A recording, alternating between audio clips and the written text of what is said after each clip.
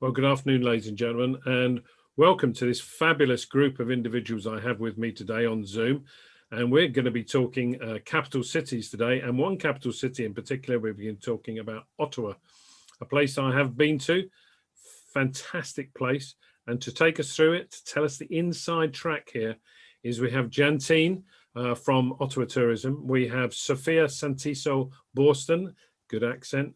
It's not Canadian, and she is going to tell us all about her restaurants. We have Helene Donaldson, who is going to talk about the National Gallery, and we have Alex, who's going to talk about some interesting develops in the Ottawa region, including a new zip line. And I know most of you are very keen on zip lines. I know I am, despite the fact I'm a big bloke. I love getting down those zip lines. So, Jantine, let's talk to you first. You have obviously been through a strange period in history, but as we come through it, is Ottawa ready, keen, eager to open up to the world? Ready with open arms to welcome our guests. It's been a long time. The pandemic has taken a toll, but our hospitality industry is definitely ready and willing to welcome everyone back in a safe way. One of the things that's always struck me about Ottawa, and when I talk to people about it, is that despite the fact it's a capital city, it's almost like a village city. I know it sounds a bit of a cliche, but you know, you can get into it very quickly. That's what I've enjoyed during the pandemic, actually. The kind of silver lining is that I've rediscovered so many neighborhoods. I live just west of downtown Ottawa. I have a view of downtown, but Hintonburg, Wellington West, we have a farmer's market. We have wonderful waterfront trails along the Ottawa River. There's amazing bike paths, and in Gatineau Park on the Quebec side of the river, there's hills, but I'm a flat level cyclist, and I'm in heaven because I can ride along the Ottawa River, along the Rideau Canal, and all these little park areas that aren't very far from downtown at all, and just are wonderful places for picnics or to just get a little exercise, which we all need a bit more of. I remember when I was there, I was having a couple of beers, which is most out of character for me. I don't really like beer, but you know, I was forcing it down.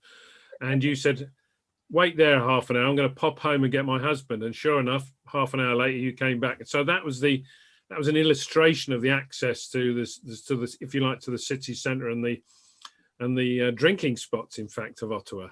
Definitely, with more than 50 breweries within an hour's drive. Again, in my neighborhood, I can walk easily to 3 brew pubs. There's a 4th one that's opening this summer.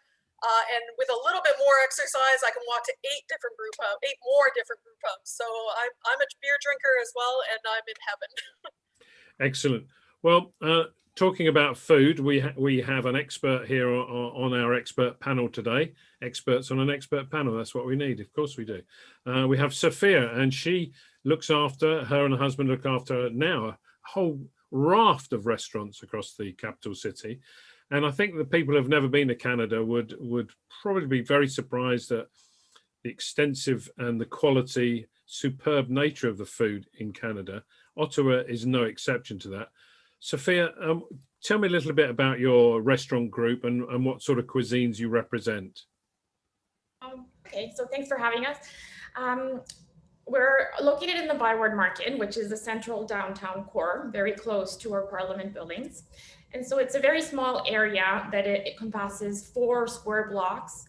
And basically you can find all kinds of food cuisine. Our own restaurant group has Italian, has a French brasserie, Canadian comfort food diner, and we have a cantina. But that being said, you can pretty much find any and every food cuisine you can imagine. There's Greek, there's Japanese, there's Chinese, there's Latin, Peruvian. And part of why this happens in Ottawa is because we are a town of a lot of mixed cultures. And we have a big immigrant population. Most of our teams, myself included, my husband, who's the owner as well, all come from different parts of the world. So there is a lot of authentic DNA coming into our cuisine and our population in general, where people want to bring their own authentic traditions and their own flavors and their own kind of spices to the cuisine environment. And apart from that, we also, being the capital, have 120 embassies, foreign embassies. So there's also the same demand Like there's not all these different food types are not foreign to most. There's a lot of populations that will understand it, happily recognize it, and slowly introduce it to the rest of us. So I find that fascinating about Ottawa, that, you know, all these different cuisines we represent are kind of authentic at the same time. I think that's where I was introduced to Beaver Tails at that market, and also the place where President Obama buys his cookies from. Is that the same place? Yes, correct. So that's right here in the Beaver market as well. Excellent, excellent. No Now, beavers are harmed in the making of a beaver tail. It's a pastry, everyone, before you worry. Yeah, I think there's a bit of a... no beaver in Beaver Tails. No, it's just sort of a deep fried pastry. Very tasty though. Now, once we've drunk, once we've eaten, then what we want to do is to take some action. We want to go on a Zipwire. Probably not in that order, but Zipwires are one of the things that we've been developing. I'm not me, but Alex, tell me more about your business. Again, thank you for having us today. Yes, it's an interesting one, as we've been all saying. In the area here, we're pretty lucky to have two capitals, basically, but the area of the province of Quebec and the area of the province of Ontario, which are two great areas, just divided definitely by a river, and going over it in a fun way was the whole idea of creating the Interzip Rogers. Obviously, we were supposed to open last year because of COVID. We're now up and running.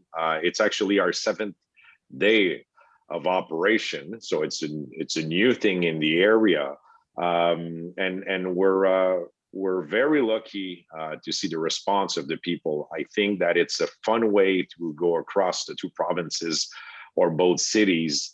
It is a fun way and a fast way to go across to another province, since the traveling will take you about 40 seconds. And it is the first interprovincial zip line in the world. It doesn't exist between any states or any countries. It never has been done.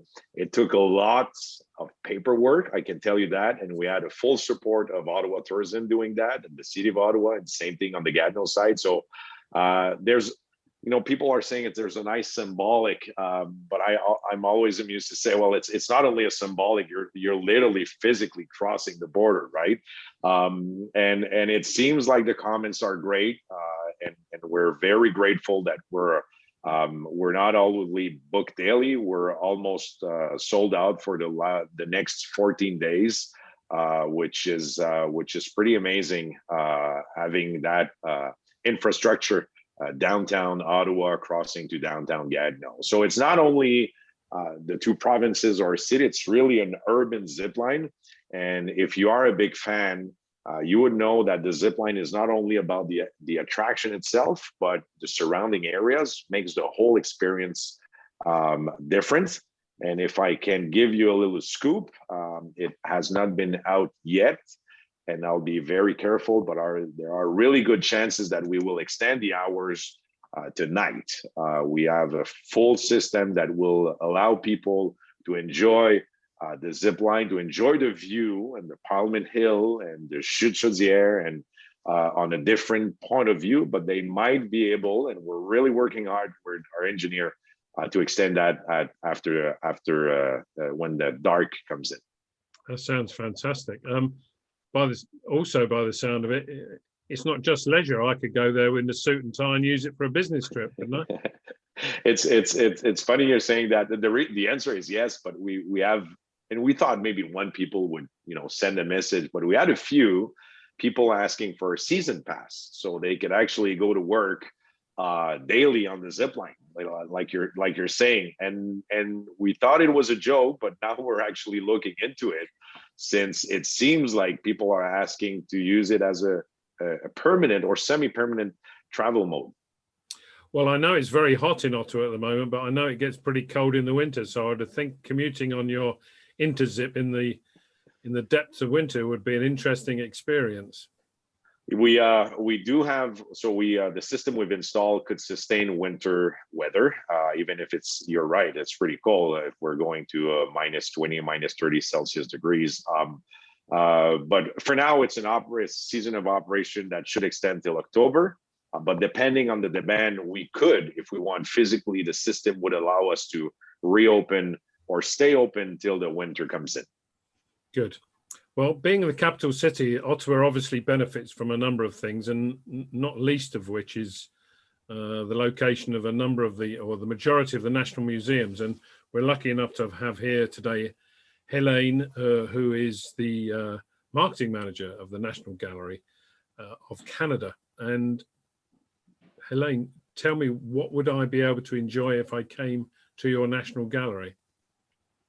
Well, thank you. Yes. Well, so we're arguably more four season than the zip line. You can come enjoy our air conditioning in the summer and our heat in the winter. So yeah, we're Canada's visual arts museum, and we're home of the largest and best collection of Canadian and Canadian Indigenous art in the world.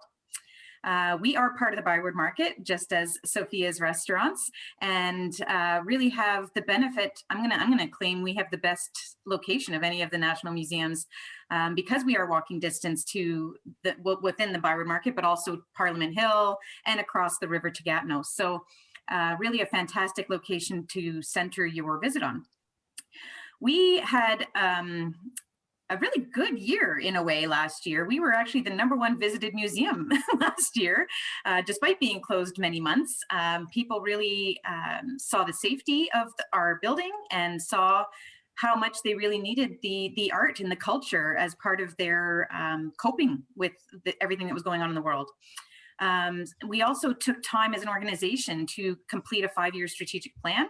And part of that strategic plan was really putting new communities and all the communities that we serve at the forefront. And with that, really needed to rebrand.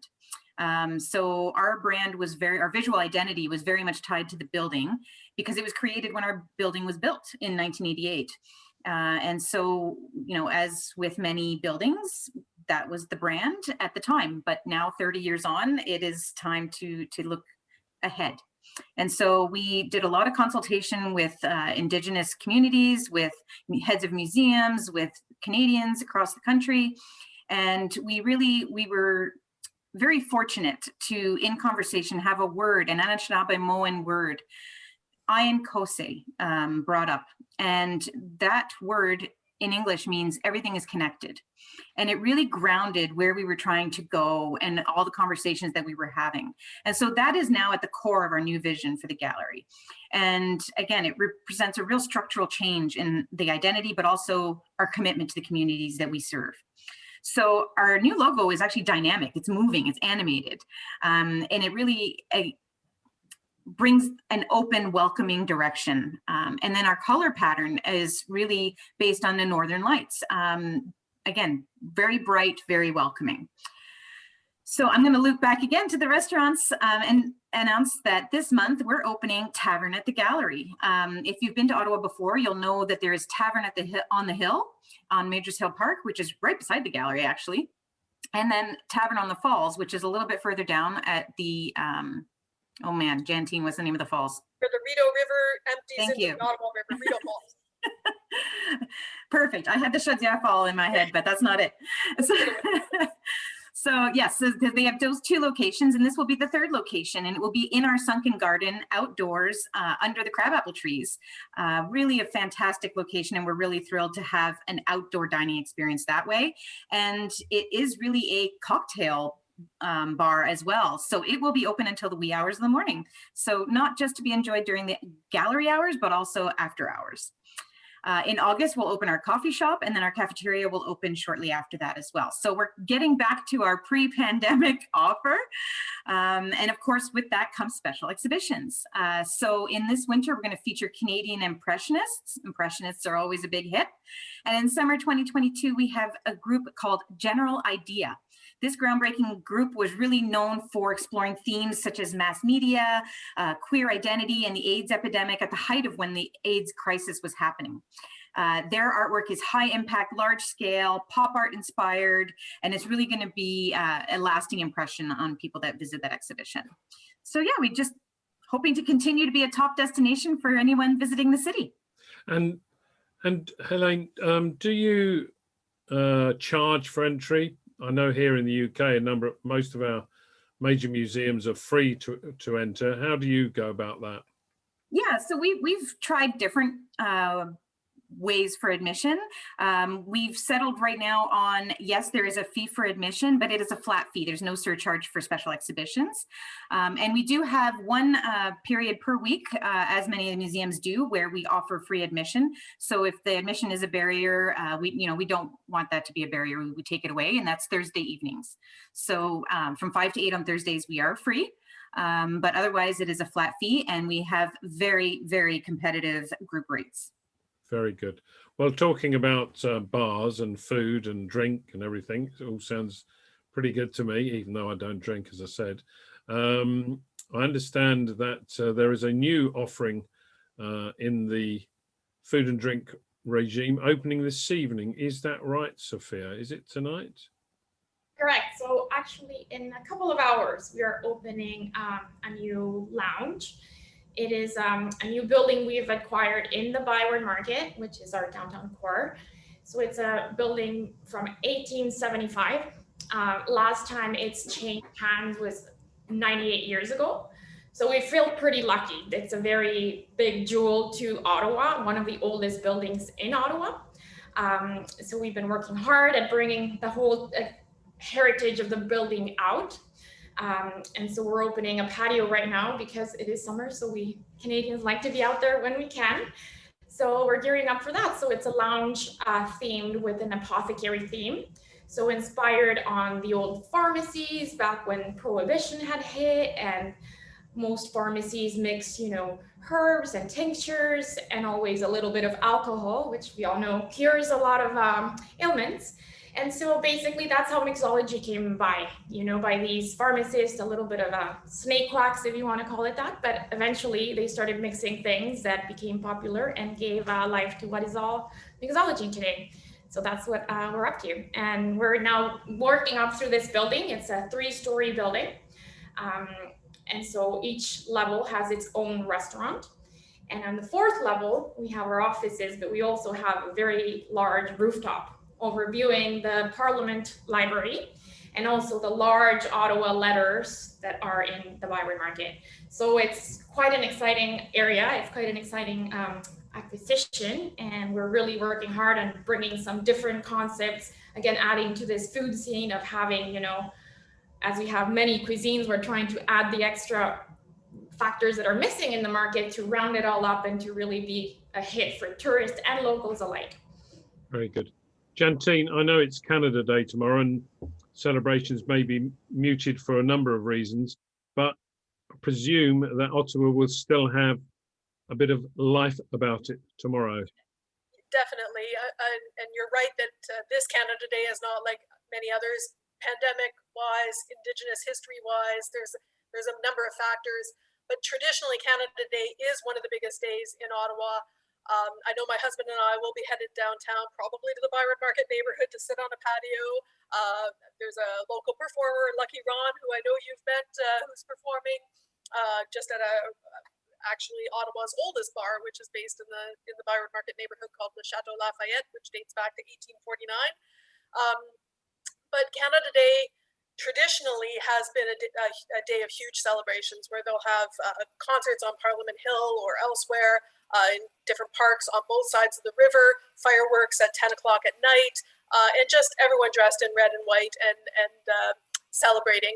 Throughout the summer, there's great music festivals, again, pre-pandemic and soon post-pandemic, whether it's jazz, blues, chamber music. We have the world's largest chamber music festival, classical music in non-traditional venues, a folk festival in the fall colors, Christmas markets at Christmas time, and Winterlude, a big winter festival in February each year. So no matter when you come, there's something going on.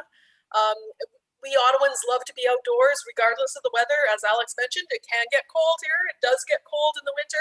It does get hot in the summer. We probably need to own more clothing than any other people in the world. But it means that if you're dressed for it, you can have amazing experiences. So snowshoeing through Gatineau Park in the winter is one of my favorite things to do. But in the summertime, you can be golfing, paddling, swimming, just out cycling, enjoying the summertime air, or having a beer on a patio. That's also lots of fun. Well, ladies and gentlemen, thank you very much for your time. I mean, I can't wait. I mean, hopefully this time next year, then international visitors will be allowed back into Canada and they'll accept them, I'm sure, with open arms, and everything will be safe. And it sounds like there's going to be no shortage of things to do, things to watch, things to eat, things to drink. So thank you very much. Thank See you next year. Thank you.